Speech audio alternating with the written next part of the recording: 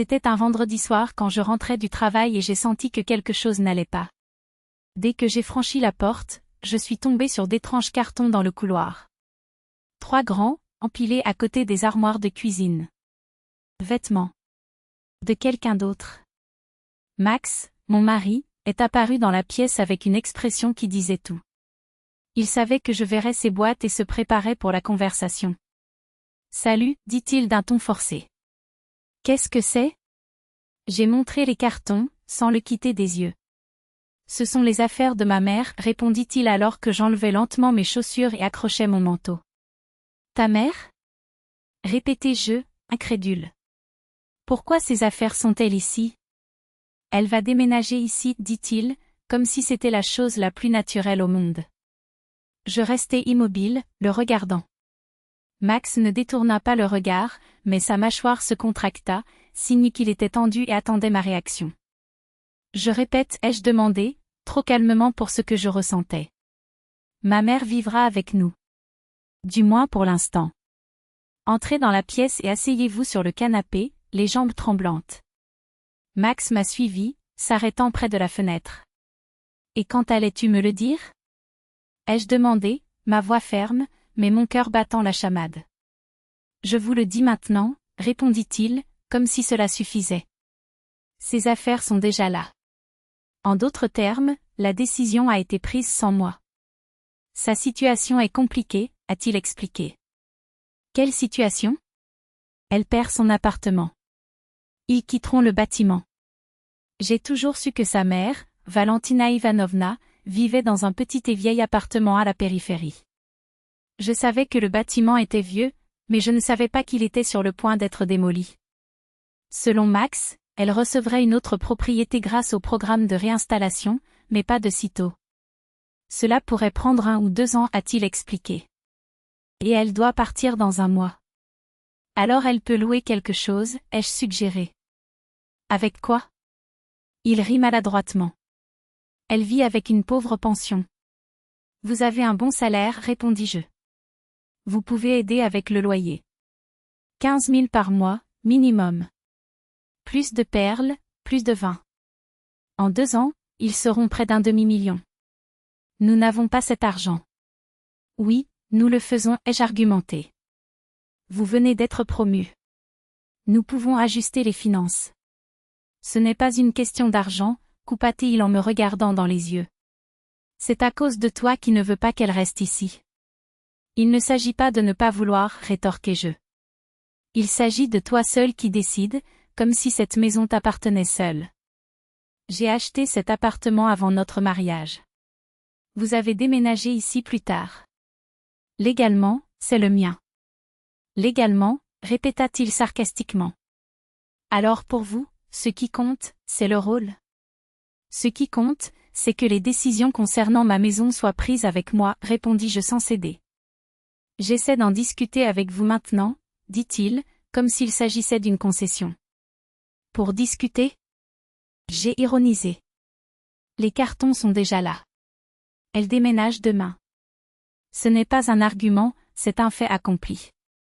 Parce que je savais que tu allais dire non, admittait-il en passant sa main dans ses cheveux. Et je ne voulais pas me battre.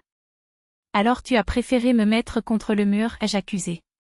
Fais-moi ressembler au méchant qui jette une femme âgée dans la rue.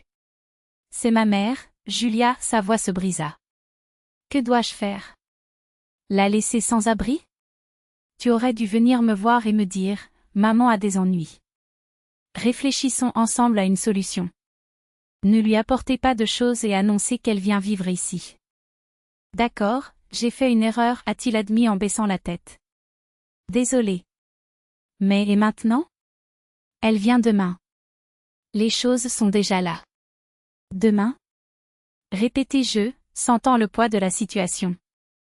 Le chauffage de son immeuble sera coupé. Elle ne peut pas rester là. Je fermai les yeux, la tête me faisant mal. Notre appartement dispose de 2 chambres, une pour nous, une pour les enfants. Ma fille a 6 ans, mon fils 4 ans. L'espace est déjà restreint. Où comptait-il le mettre ? Dans le salon, répondit-il, comme s'il lisait dans mes pensées. Avec un lit simple. Jusqu'à ce qu'il lui trouve un autre endroit. Pendant 1 an ou 2? Ai-je demandé avec incrédulité. Dans le salon? Avec 2 jeunes enfants? Que veux-tu que je fasse? Il a explosé. La laisser à la rue? Il ne s'agit pas de ça, répondis-je. Il s'agit de vous qui m'imposez une décision qui me concerne directement, sans me consulter. Tu es égoïste, accusa-t-il en me regardant avec dédain. Et tu es manipulateur, répliquai-je. Me mettant dans une position où, si je dis non, je suis le monstre qui abandonne une femme âgée. Il frappa du poing contre le mur avec frustration. Je n'arrive pas à croire que tu fasses ça, murmura-t-il, comme si j'étais le traître.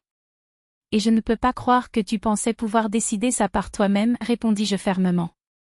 C'est ma mère, a-t-il insisté. Mon problème.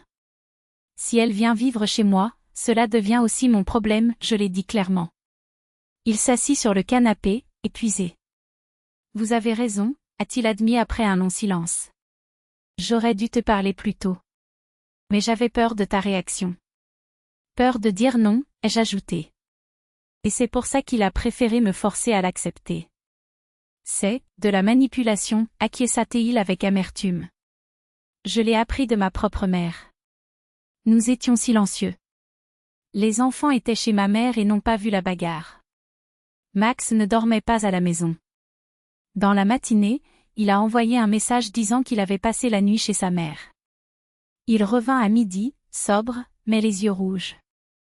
J'ai trouvé une solution, annonça-t-il. Lequel? Ai-je demandé, méfiant. Un kit-net pour 8000. Mais c'est petit, sans aucune intimité. Et quoi d'autre? Une chambre dans une république. Salle de bain et cuisine partagée. Veux-tu que ta mère vive ainsi? Ai-je demandé en imaginant Valentina Ivanovna dans cet environnement. Non, a-t-il admis en me regardant attentivement. Mais je ne veux pas non plus qu'elle reste ici contre sa volonté. Alors ne le sois pas, répondis-je sèchement. Il m'a regardé fixement, attendant que je cède. Mais je n'ai pas cédé. Tu es dur, dit-il finalement. Je ne pensais pas que ce serait comme ça. Et je ne pensais pas que tu prendrais une telle décision sans m'inclure, rétorquai-je. Ce ne sont pas vos affaires, répondit-il soudainement. C'est ma mère, ma responsabilité. Si c'est chez moi, oui, dis-je sans hésiter. Il soupira en s'asseyant sur le canapé. Vous avez raison, a-t-il admis au bout d'un moment. J'ai fait une erreur. Désolé. Je ne savais tout simplement pas comment gérer ça. J'aurais pu m'impliquer, dit-il, plus calme. Au lieu de me mettre devant le fait accompli. Je sais, acquiesça-t-il, la voix brisée. Mais j'avais peur que tu dises non. Et je l'ai dit, j'ai confirmé sans détour. Il secoua la tête, comme s'il n'y croyait pas. Qu'est-ce qu'on fait maintenant? Il a demandé, perdu. Je ne sais pas, répondis-je honnêtement. Mais ce ne sera pas ici. Pas comme ça. Je m'assis à côté de lui, ma voix ferme mais pas dure. Maxime, je ne suis pas contre aider ta mère. Je suis contre qu'elle vive ici. Comprenez-vous la différence? Il hocha la tête, les yeux baissés. Mais une chambre dans une communalka serait difficile pour elle, murmura-t-il. Alors nous avons trouvé quelque chose de mieux. Un studio, par exemple. Le minimum est de 13 000 par mois. Je lui en donne 5, proposai-je sans hésitation. Vous en donnez 8. Ensemble, nous avons bouclé les 13.